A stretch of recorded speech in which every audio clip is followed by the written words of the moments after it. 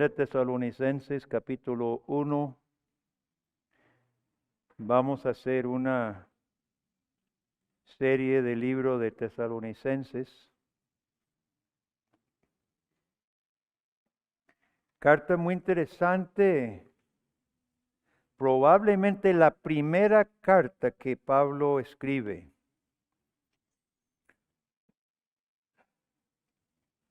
Como todo, casi siempre me pasa, esperaba predicar el capítulo entero y lo único que salió fue el primer versículo.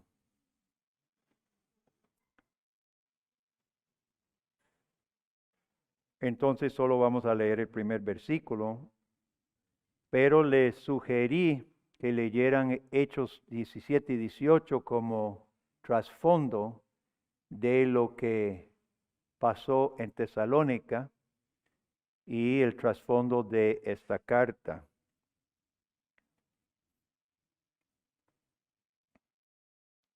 Pablo, Silvano, Timoteo, a la iglesia de los tesalonicenses, en Dios Padre y en el Señor Jesucristo, gracia y paz sean a vosotros, de Dios nuestro Padre y del Señor Jesucristo.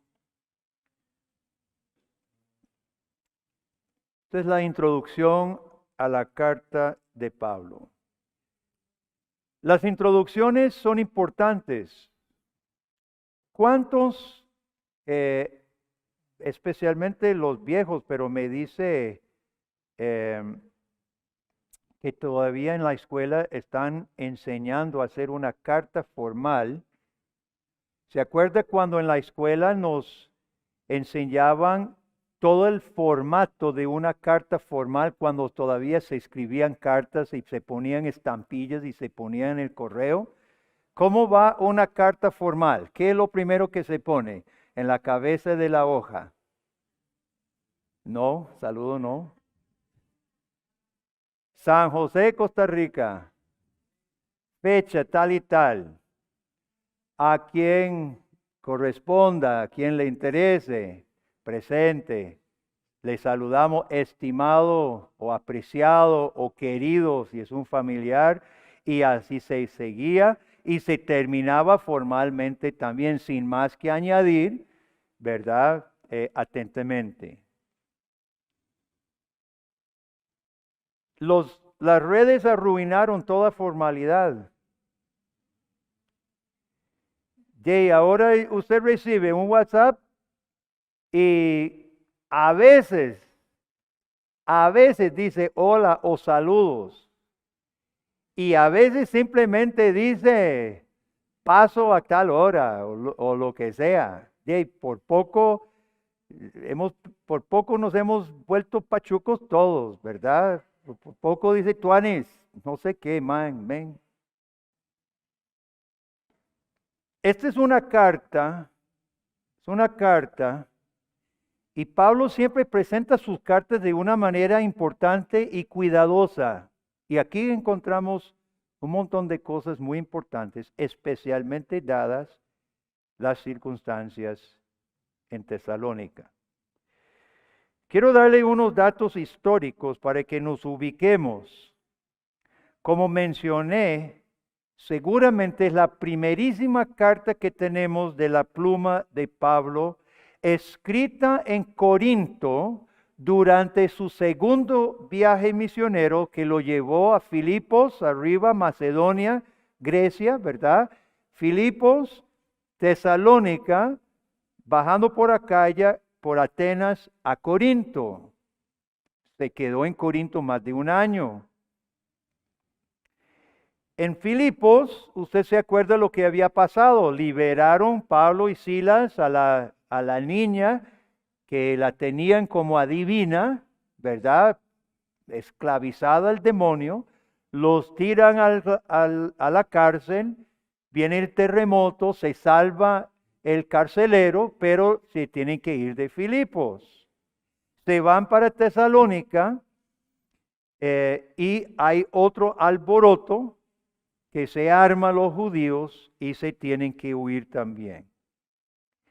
Ahora, Tesalónica, en la parte arriba de Grecia o Macedonia, era capital de Macedonia, no era una ciudad de poca importancia, era capital y era una ciudad libre.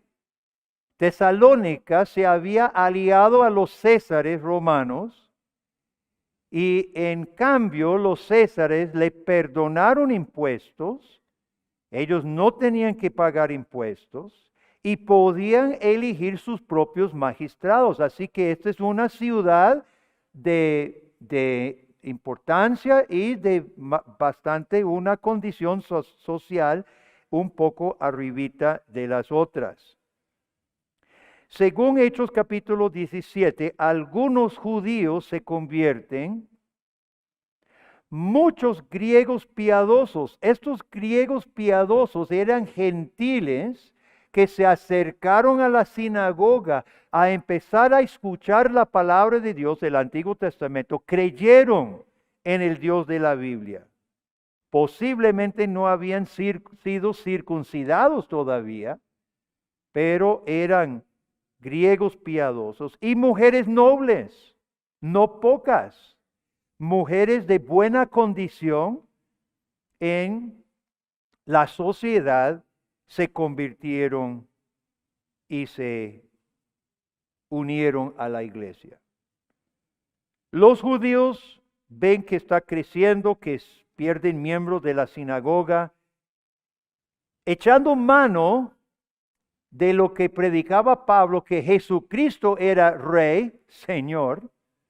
Van a los magistrados y dice, esta gente, Pablo, está causando una rebelión contra César, ¿verdad? Lo mismo que hicieron los judíos con Jesucristo. ¿Se acuerda lo que le dijeron a Pilato? Es que él dice que es rey. Cualquier amigo de este no es amigo de César. O sea, implicando de que lo van a acusar con César, de sedición, de rebelión. Y hacen lo mismo, hacen un alboroto. Jasón tiene que poner una fianza para garantizar que Pablo y los demás se vayan. Entonces ellos se van a seguir a llegar a Atenas, a Berea primero y luego a Atenas. Sin embargo, parece por la carta que había continuado la persecución contra los cristianos. En 1:6, Pablo menciona de gran tribulación que todavía se encontraban. Y en 3:3 menciona otra vez tribulaciones. Así que los tesalonicenses estaban padeciendo por su fe, estaban sobrellevando persecución, inclusive en 4:14, donde Pablo, en 4:13, donde Pablo dice, no queremos, hermanos, que ignoréis acerca de los que duermen, para que no os entristezcáis. Posiblemente se refiere a mártires que había pasado en Tesalónica. Ustedes se acuerdan que habían dejado a Pablo por muerto los judíos una vez antes. Lo apedrearon y lo dejaron por muerto. Entonces, hermanos, en Tesalónica estaban pagando un precio. En el libro de Hechos, capítulo 17, 6, los judíos van a los magistrados y dice que Pablo trastornaba el mundo entero. Que Pablo trastornaba el mundo entero. Yo quiero que usted recuerde esa acusación. Pablo escribe, lo más seguro es que escribe desde Corinto, y Timoteo es enviado y vuelve con noticias a Pablo. ¿Qué podemos aprender nada más como una parte, hermano? ¿Qué podemos aprender nosotros de este afán de Pablo de irse de Tesalónica, pasar por Berea, Atenas, llegar a Corinto, estar ocupado en Corinto más de un año predicando, instruyendo, etcétera, y allá los tesalonicenses, pero Pablo no se queda conforme con no saber qué pasó con la iglesia. Pablo manda a Timoteo y le dice, vaya hermano, y vea cómo están los hermanos y averigüe por favor y me trae noticias tan pronto pueda. ¿Qué podemos aprender nosotros de esta actitud de Pablo, hermano? Aprendemos que la iglesia es una. Y lo que pasa en otro lugar, nos pasa a nosotros. Estoy leyendo, casi terminando un libro que Clear, Dios primero, va a traducir. Y se lo recomiendo de una vez a todos. Se llama Fragancia de Opresión. Y es un libro escrito de lo que pasa en el mundo entero a la iglesia del Señor, bajo regímenes musulmanes, comunistas, totalitarios. Y que muchos no solo desconocemos, sino que hasta preferimos no saber. La iglesia es una. Y en nuestro contexto, hermanos, no basta sembrar e irnos despreocupados. ¿Cuántos? Es una pregunta directa y específica. ¿Cuántos oraron en esta semana por nuestra iglesia hija? ¿Cuántos han alzado el teléfono para llamar a Dani o Nati? ¿Cuántos han programado un viaje a San Carlos un fin de semana para ir a apoyar a nuestra iglesia hija? O encontramos muy fácil preparar un líder, mandarlo unas ofrendas y chao, chao. Así no puede ser la cosa. Pablo está en Corinto, no sé cuántos cientos de kilómetros de Tesalónica, pero su corazón está en todos los lugares donde había dejado discípulos de Jesucristo. Y nosotros no podemos menos, hermano. La salutación de Pablo es formal, es cristiana y es apostólica. Pablo no dice Pablo apóstol, como hacen las otras cartas donde le cuestionaron su apostolado. En Gálatas dice Pablo, Pablo apóstol no de voluntad humana, sino de Cristo. En Corintios, donde estaban cuestionando el apostolado de Pablo, Pablo apóstol no de los hombres, sino de Dios. Aquí Pablo no tiene que decir eso porque los tesalonicenses lo aceptaban como apóstol. Entonces Pablo dice, Pablo, Silvano es Silas y Timoteo. Lo que Pablo sí afirma es que escribe a la iglesia de los tesalonicenses en Dios Padre y en el Señor Jesucristo. Porque toda iglesia verdadera, hermano, está en Dios y en Jesucristo. Es que no hay iglesia que no esté en Dios Padre y en Dios Jesucristo. Y aquí hay dos cosas importantes en esa sola frase, mi hermano. Primero, nos limita. Nuestro concepto de iglesia se limita a que sea Dios y su revelación. Toda iglesia es en el Dios de la Biblia y Jesucristo, el verbo de Dios final. Esta salutación, este saludo limita a la iglesia, nos encierra en una esfera de Dios y Jesucristo, su verbo, su palabra, nos limita. Pero no solo eso, hermanos, sino, por otro lado, nos levanta. Porque una iglesia y los miembros de ella son declarados en Dios, el Dios creador, el Dios Señor, El Dios que se dignó en Cristo de hacernos socios. Entonces, si nos limita su revelación, hermanos, también nos levanta como socios. La iglesia de Tesalonicenses que está en Dios y en Jesucristo. Y si estamos en Dios y en Jesucristo, ¿qué dice Pablo? Nada nos puede separar del amor de Dios que está en Cristo Jesús.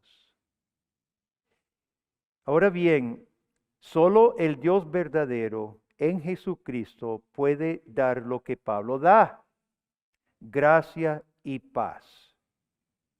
Y no solo Dios puede darlo, sino lo hace. Y este es el meollo del Evangelio, hermanos, que encontramos en la mismísima introducción a esta carta. Aquí está el Evangelio. Gracia y paz. Y esto es lo que trastornaba el mundo entero. Y espero que haya trastornado su vida también, pero en sentido positivo. Trastorna a los que no están en Dios y Jesucristo, porque no hay ningún otro Dios que pueda dar gracia y paz. Pablo en el griego que escribe utiliza un término para gracia que es un poquito más rico, es más profundo. Generalmente en los saludos, gracia es kairen, pero Pablo usa charis, que es un término para gracia más profundo, más específico. Pablo dice: gracia y paz sea con ustedes. El Evangelio siempre es espada de dos filos, hermanos. Denuncia y condena a los falsos salvadores. Denuncia y condena a los falsos dioses y todo deseo de buscar fuera del verdadero Dios y Cristo gracia y paz. Pero el Evangelio también presenta al verdadero Dios que sí otorga salvación real. Sí otorga gracia que cubre nuestra culpa y paz que conforta, sostiene y anima el corazón. La gracia de Dios es la fuente y el río que sale de esa fuente es la paz que solo Dios da. Pablo habiendo sido fariseo, habiendo tenido el Antiguo Testamento prácticamente memorizado todo, porque esa es la verdad, seguramente tenía en mente un concepto que se revela en el Antiguo Testamento, y yo le voy a dar versículos, no los busque, apunte, porque hay un concepto, una palabra en el hebreo que encierra lo que es gracia y paz y salvación. En hebreo se llama Gesed, se encuentra centenares de veces en el Antiguo Testamento. Y la Reina Valera casi siempre lo traduce misericordia. Misericordia es, pero es aún más. Y usted ve que siempre que Gesed se encuentra, muchas veces, misericordia y fidelidad, misericordia eterna, porque es un término sumamente rico, sumamente profundo y abarca cuerpo y alma lo que el único Dios creador puede hacer con usted. Puede bañarte de su gesed, tomarlo como socio, perdonar su pecado, poner su cobertura sobre usted para que tenga la seguridad eterna que está en manos del gran Salvador. Ese es gesed. Voy a leer algunos versículos. Y seguro Pablo, cuando él declara gracia y paz, seguro hubiera querido decirlo en hebreo. Gesed a ustedes, Pero como los tesalonicenses, la mayoría eran gentiles y los judíos seguro ni hablaban hebreo tampoco, él lo dice en griego, gracia y paz. Pero escuchen algunos. Salmo 36, 5. Jehová, hasta los cielos llega tu misericordia y tu fidelidad alcanza las nubes. ¿Dónde puede ir usted donde no haya la misericordia de Dios si usted está en Dios y Cristo? En ningún lugar, ni hasta los cielos, mi hermano. Vea qué confort da esto. Salmo 117 dice: alabad a Jehová, naciones todas, pueblos todos, alabadle, porque ha engrandecido sobre nosotros su gesed, su misericordia, y la fidelidad de Jehová es para siempre. No solo derramó su gesed, sino engrandeció su gesed, su misericordia sobre nosotros. ¿Cómo no hemos de alabar hasta las naciones?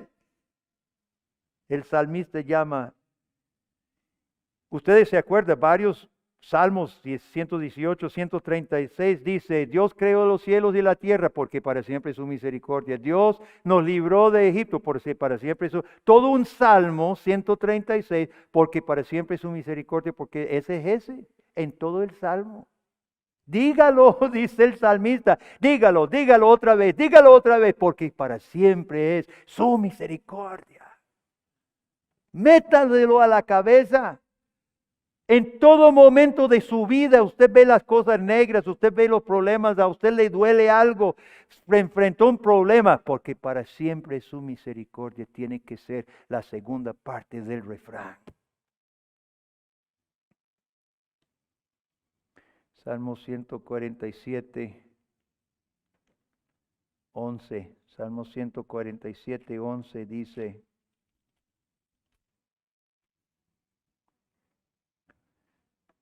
se complace Jehová en los que le temen y en los que esperan en su gesed.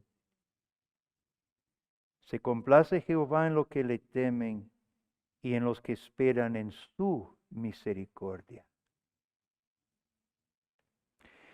En Isaías 54, Dios ha anunciado castigo. No han ido todavía a Babilonia, pero Dios lo dice en pasado. Ya los castigué porque en el plan de Dios era tan fijo que el hebreo utiliza el pasado. Está cumplido. Jerusalén está caída, aunque no había caído todavía. Pero en este capítulo, hermanos, Dios, y vea el corazón de Dios, hermano. Dios lamenta de tener que castigarlos. Dios lamenta tener que castigarlos. Vea, le voy a leer algunos. Dice Dios: porque tu marido es tu hacedor, Jehová de los ejércitos es su nombre, tu redentor, el Santo de Israel, Dios de toda la tierra será llamado. Porque como a mujer abandonada y triste de espíritu, te llamó Jehová. Y como la esposa de la juventud que es repudiada, dijo el Dios tuyo: por un breve momento te abandoné. Estamos hablando de los 70 años del exilio. Por un breve momento te abandoné, pero te recogeré con grandes gesed, con grande misericordia. Con un poco de ira escondí mi rostro de ti por un momento, pero con gesed eterna, misericordia eterna, tendré compasión de ti, dijo Jehová, tu Redentor.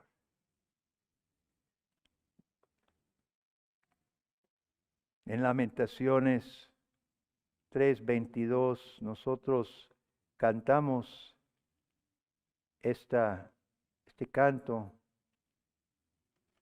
las misericordias de Dios. Porque por la misericordia de Jehová no hemos sido consumidos, porque nunca decayeron sus misericordias. El libro de Jonás termina casi quiero decir de manera graciosa. Todos recuerdan cómo Jonás termina. Él no quiere ir a Nínive. Jonás es un patriota. Él quiere que Dios castigue Nínive porque es enemigo de Israel. Y está dispuesto a dar su vida por su nación. Es más, quiere estar más lejos de Nínive de lo que era Israel y agarra barco en sentido opuesto. Tíreme al mar, no me importa. Yo me muero por mi pueblo con tal de que Dios castigue a Nínive. Y si no hay predicador, no se van a arrepentir y Dios va a mandar fuego. Ya usted conoce la historia, Dios lo agarra con el pez, lo vomita, le dice, papito, no hay escapatoria, ande. Bueno, dice Jonás, seguro, bueno, entonces realmente quiere castigo, entonces ya va. No predica mucho, entra a la ciudad, predica un poquitillo, dice que lo que va a pasar y se va a sentarse. Y espera los 40 días y no cae fuego. Entonces, dice Jonás se apesadumbró en extremo y se enojó. Y oró a Jehová y dijo, ahora, oh Jehová, ¿no es esto lo que yo decía estando aún en mi tierra?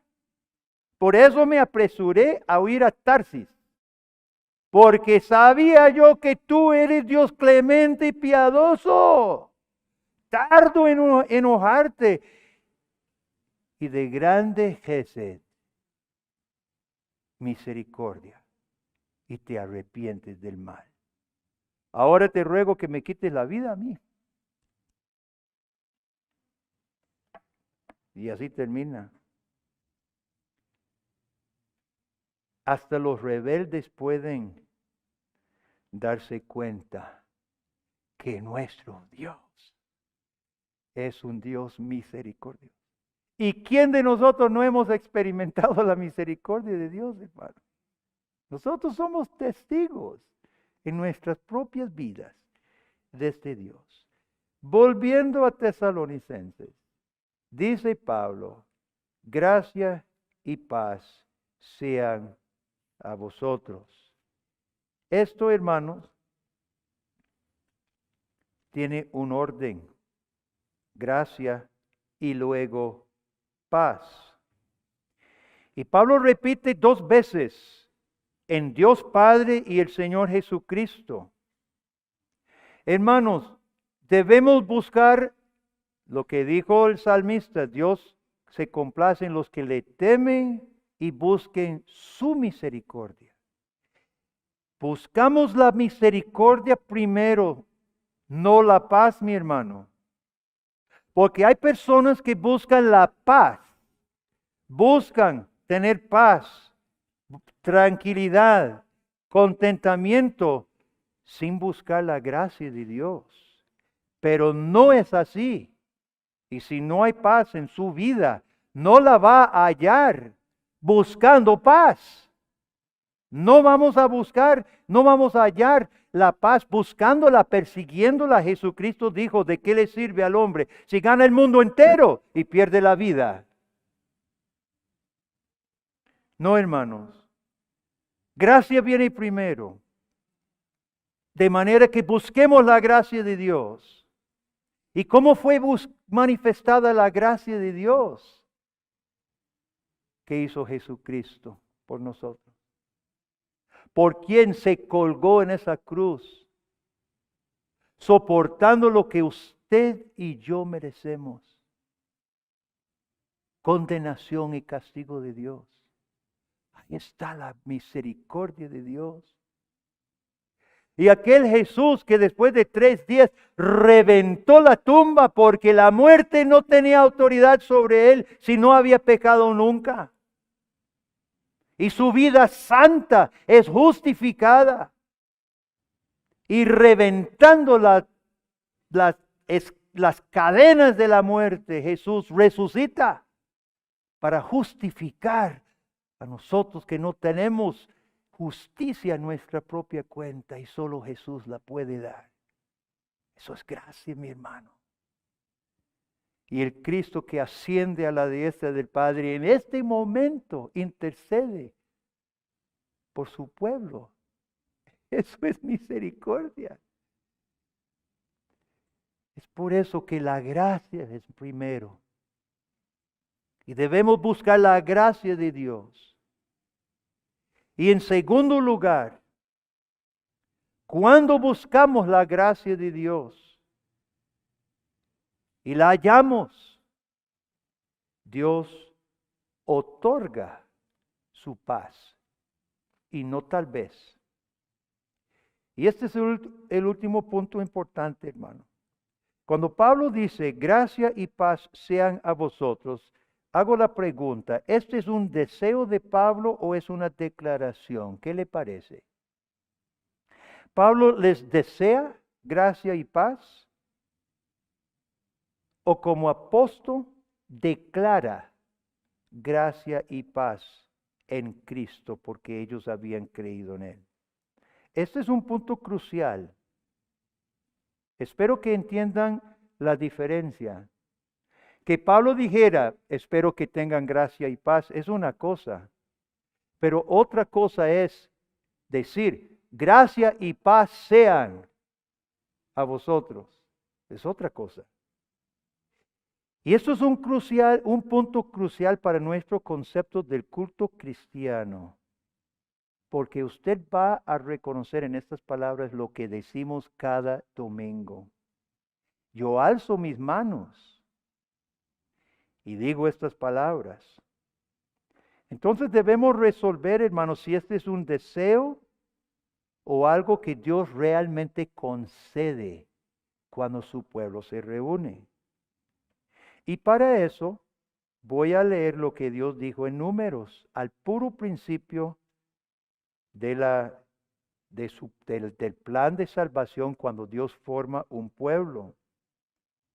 Entonces dice Dios, habla a Aarón y a sus hijos y diles, así bendecirás a los hijos de Israel diciendo, Jehová te bendiga y te guarde, Jehová haga resplandecer su rostro sobre ti, tenga de ti misericordia, Jehová alce sobre tu rostro y ponga en ti paz. ¿Qué es lo que Pablo está diciendo? Misericordia, gracia y paz. Y vea lo que dice Dios. Y pondrán mi nombre sobre los hijos de Israel y yo los bendeciré. No es un deseo de los sacerdotes que ojalá.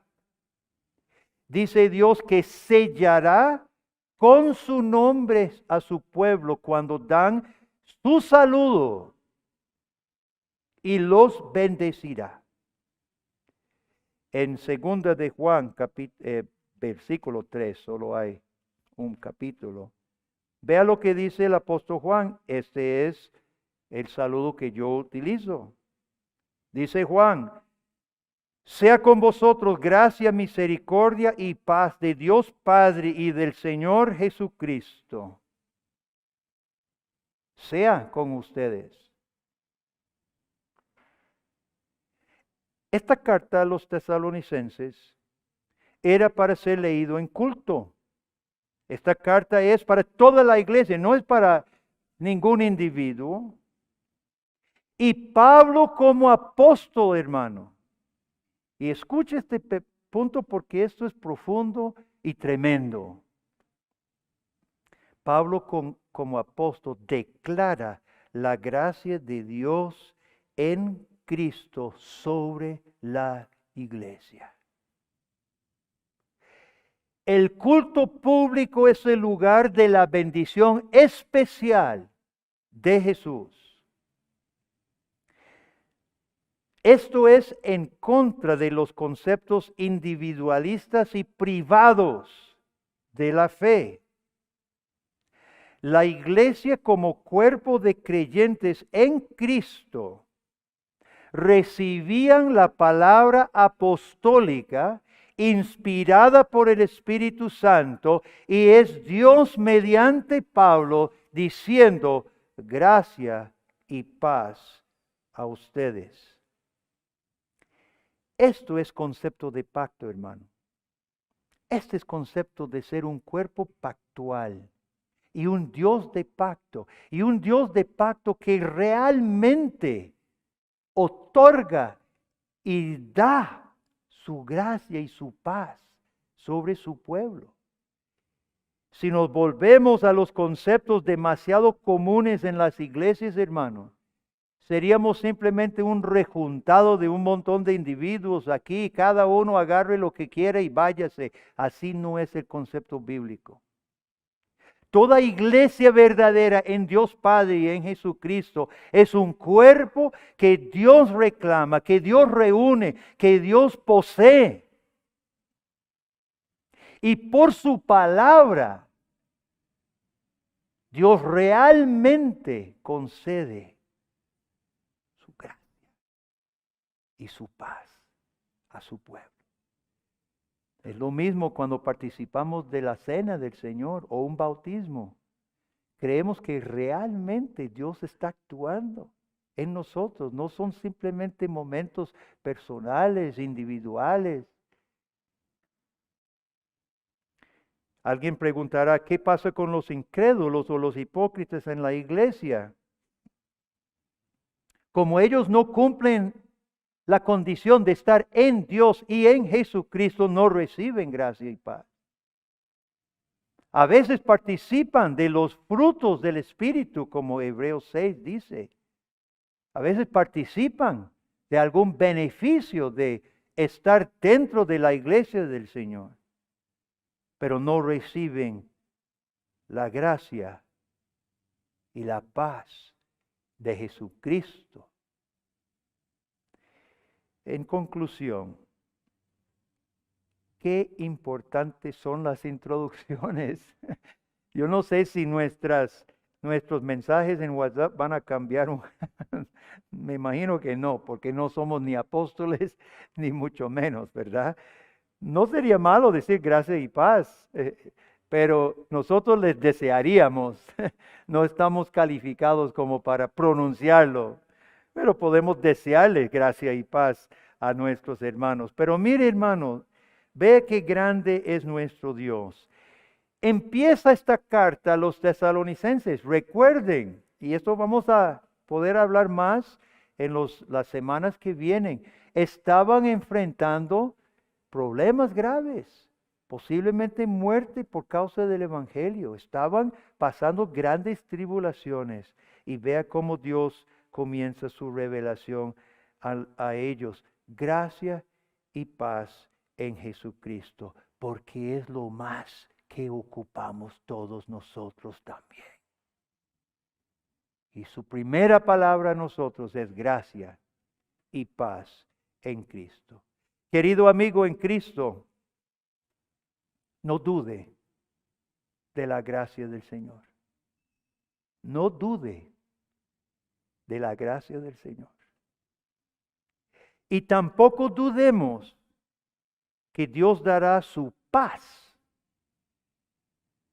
en medio de cualquier aflicción, como lo que enfrentaban los tesalonicenses, hermanos. Amén. Padre, gracias por este saludo de Pablo a los tesalonicenses. Y gracias que esta palabra sigue en pie. A tu iglesia, tú sigues diciendo por la palabra apostólica, gracia y paz a vosotros. Señor, no tenemos palabras para poderte, responder, reponer, repagar.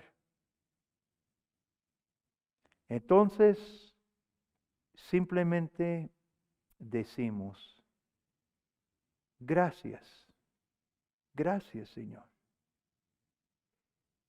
Y abre nuestros corazones, Padre, para que entendamos y apreciemos más y mejor este gran don que tú nos has dado en Cristo, tu gesed, tu misericordia, tu paz en Cristo. Es en su nombre que oramos. Amén.